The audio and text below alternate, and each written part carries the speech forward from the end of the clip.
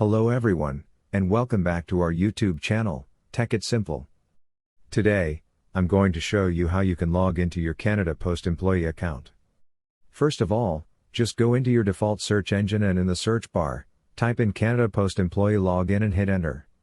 After the results pop up, click on the first link that appears on your screen. Now, that link will take you to a different interface where you need to put your correct user ID and password. But in case you forgot your password, you can reset it by clicking Forgot Your Password.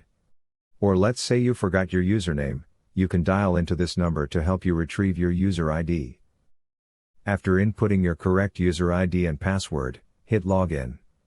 Now, you will be logged into your Canada Post employee account.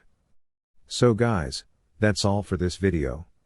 If you find our video helpful, be sure to leave a like, subscribe to our channel, and hit the bell for more notifications. If you encounter any trouble during your login process, feel free to comment on our video, and I'll be happy to assist you. Thank you for watching. See you guys next time.